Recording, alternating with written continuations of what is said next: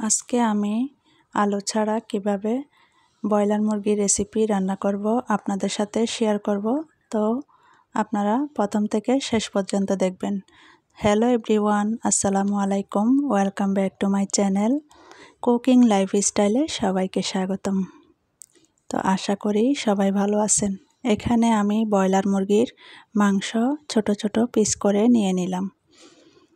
সুন্দর করে ধুয়ে গরম পানি দিয়ে আমি এটাকে ধুয়ে নিলাম।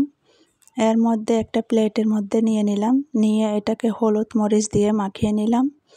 একটা কড়াইতে আমি তেল দিয়ে দিলাম, তেলটা গরম হয়ে গেছে। এখন আমি মাংসগুলা লাল লাল করে ভেজে নিব। তো ব্রয়লার মুরগি কিন্তু আমরা ভাজি করে রান্না করি। তো এভাবে আস্তে আস্তে হালকা আছে নাড়াচাড়া করে আমি ভেজে নিব।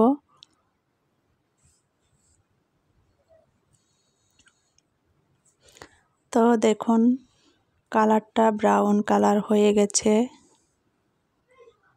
এখন আমি তুলে নিলাম বাটিতে, ভাজা হয়ে গেছে।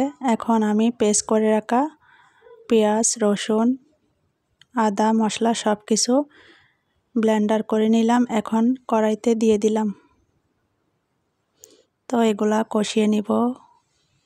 এর মধ্যে গরম মশলা দিয়ে দিলাম, এলাচ, দারচিনি, তেজপাতা। এখন হলুদের গুঁড়া, মরিচের গুঁড়া, রাঁধুনি মশলা সব কিছু দিয়ে ভালোভাবে কষিয়ে নিব। মশলাটা যত কষাবেন ততই রান্নাটা খুব ভালো হয়।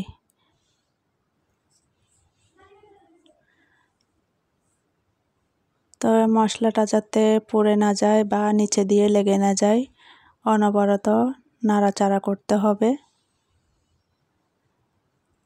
যতক্ষণ পর্যন্ত ওপর দিয়ে তেল বেশি না ওঠে ততক্ষণ পর্যন্ত এটা নাড়াচাড়া করতে হবে। তো দেখুন মশলাটা কষানো হয়ে গেছে। এখন আমি ভেজে রাখা মাংসগুলা দিয়ে দিলাম,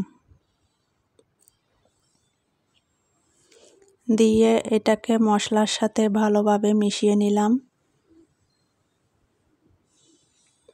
ব্রয়লার মুরগি হইতে বেশি সময় লাগে না, হালকা আছে সময় ধরে এটাকে কষিয়ে এর মধ্যে অল্প পরিমাণে পানি দিয়ে দিব। দুটো আস্ত কাঁচামরিচ দিয়ে দিলাম। এই রেসিপিটি আপনারাও বাসায় রান্না করে খেতে পারেন।